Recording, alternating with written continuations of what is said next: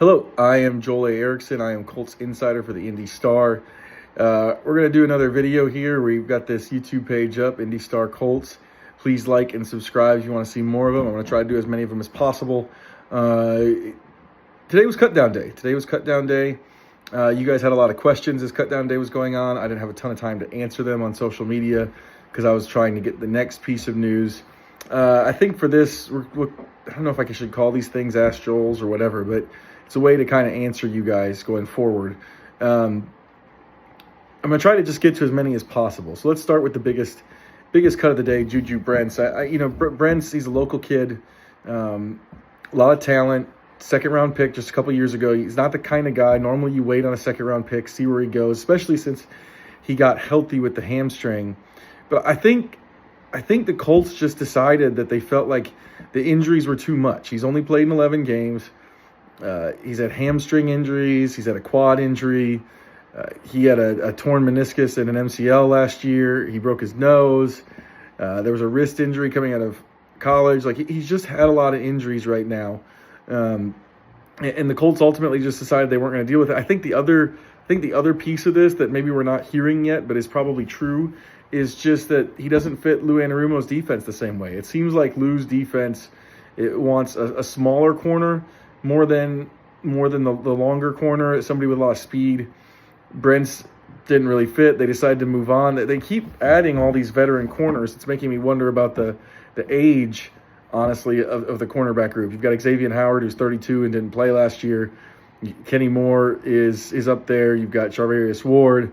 They're trying out Mike Hilton tomorrow, a longtime Bengals nickel who didn't make it in Miami and obviously knows Anarumo. But, can you play him in the dime? Is he only going to play a couple snaps a week? Because Kenny Moore is going to play the rest of those snaps. So I am worried a little bit about the age. It's pretty clear that Lou would prefer to have veteran corners and sort of more versatile guys he can shift in and shift out.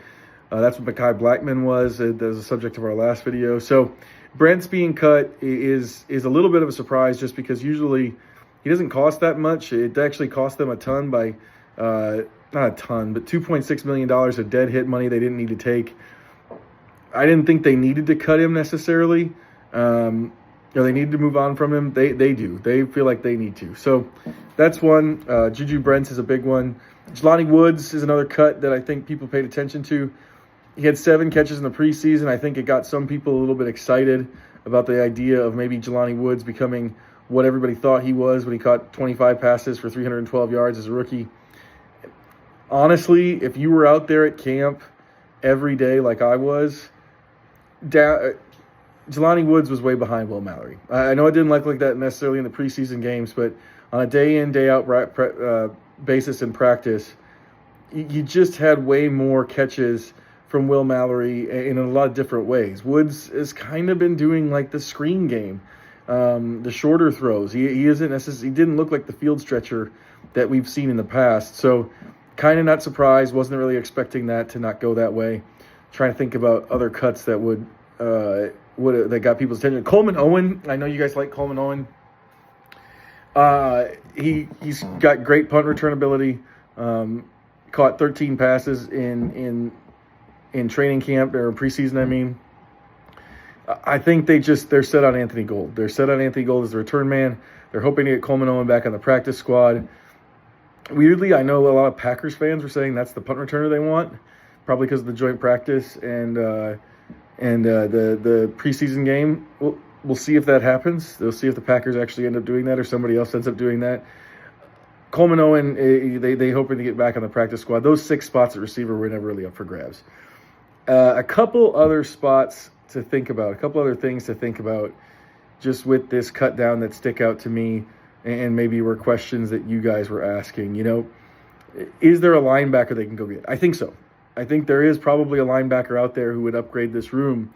I saw a lot of, hey, this is a surprising cut, or this is a guy that played really well and it was between him and this other guy and another team had to cut him. It's hard to keep track of all that stuff in the frenzy of everybody getting, of all the moves and everything that happens. But I do think there are some linebackers to go after. Tackle, I think, is going to be a little bit harder. Tackle is a position where like 6 or 7 guys got traded for late round picks for swing tackle types, backup tackles, because teams thought they had to make a trade to get him. They weren't going to be able to get tackles on the waiver wire. The offensive line help is in short supply. Maybe Luke Tenuta can be your 4th tackle, maybe not. I kind of thought that they were going to upgrade that. So that's a position that I wonder is another one that you can probably make an addition there. I just wonder if some of the better talent has already been traded for. And then, I think that's pretty much it. I'm probably missing one. It's been a long day. I'm probably missing something. Oh, Isaiah Land. I almost forgot Isaiah Land. Isaiah Land, the pass rusher, he's been here for 2 years. Had a good preseason. He's got good athleticism. He's got good bend off the edge. He looks good in preseason games.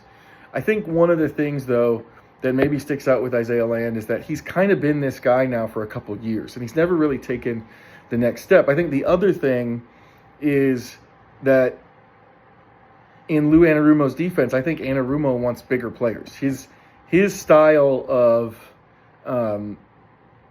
defensive line is two-gapping. It's not going to be the same penetration scheme that they had the last time.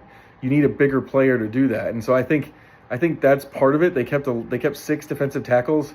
I can't imagine that's going to end up being the case after everything shakes out on Wednesday with the waiver wire and Hilton and all these other guys and all these other positions they might add to.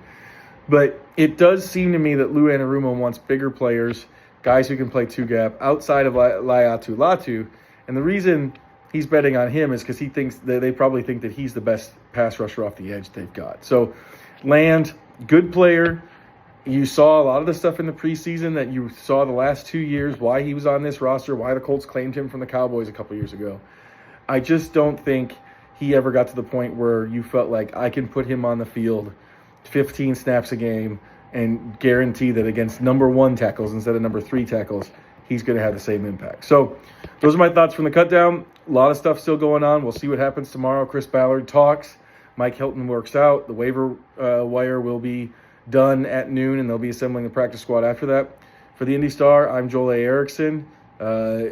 Please like and subscribe, and we will have more of these videos for you guys in the future.